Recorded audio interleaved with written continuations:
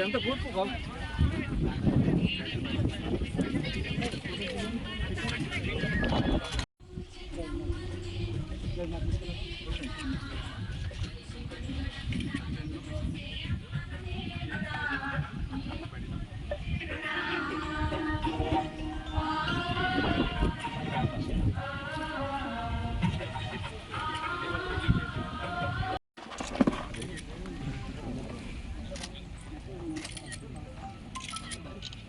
తీయద్దా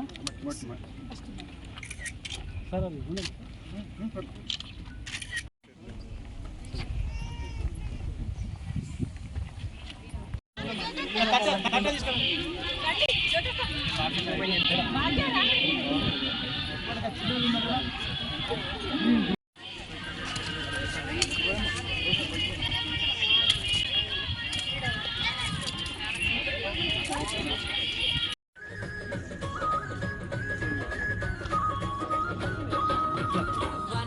ఎంతో పచ్చగా పెరిగి వానలు కురిపించా చెరువు కుంటలు దండిగా నింపి పంటలు పండిస్తా కడుపుగా లేటి బాటసారులకు కాయలనందిస్తా కంటి నిద్రకు ఉపద్రవిస్తే చల్లగా దీవిస్తా విమ్ముల చల్లగా దీవిస్తా చెట్టు చెట్టమ్మను నేను చెట్టును నేను మనిషి మనుగడకు ప్రాణం పోసే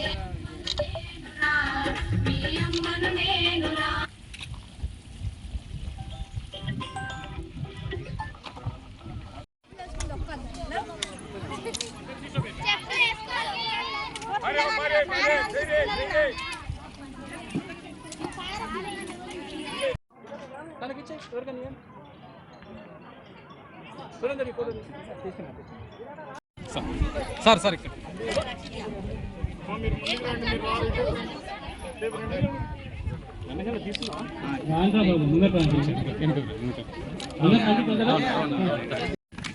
పచ్చని చెట్లు అంటే ప్రగతికి మెట్లు. ఇంకా ఇంకా చెప్పండి ఓకే పచ్చని చెట్లు పచ్చని చెట్లు జై హింద్. హరితహార మనదేవరు 2 వన మహోత్సవ కార్యక్రమం ఎన్నోది ఇది? ఎందుకు 75? ఎందుకు 75వ సంవత్సరం అంటే మొట్టమొదటిసారి ఈ వన మహోత్సవ కార్యక్రమాన్ని 1950 సంవత్సరంలో 1950లో అప్పటి ఫుడ్ అండ్ అగ్రికల్చర్ మినిస్టర్ ఎవరైతే ఉన్నారో గౌరవనీయులు కేఎం మున్షి గారి ఆధ్వర్యంలో మొట్టమొదటి వన మహోత్సవ కార్యక్రమం జరిగింది మన దేశంలో. దాంట్లో ఏంటంటే పర్యావరణాన్ని పరిరక్షించాలి, ఎవరైతే బాలబాలికలు ఉన్నారో, పిల్లలు ఉన్నారో, యువత ఉన్నారో వాళ్ళ భవిష్యత్తు గురించి మొక్కలు నాటాలి అని చెప్పేటువంటి కార్యక్రమంతో 1950 సంవత్సరంలో మొదలుపెట్టారు. ఇప్పటికీ ఆ కార్యక్రమం మొదలుపెట్టి 75 సంవత్సరాలు అయింది కదా. ఈ 75 సంవత్సరాలు కాబట్టి దీన్ని వజ్రోత్సవ వన మహోత్సవం అని అనుకుంటున్నాం.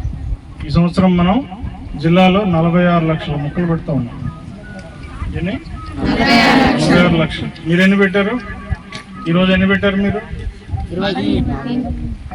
అందరు కలిసి ఎన్ని పెట్టారు?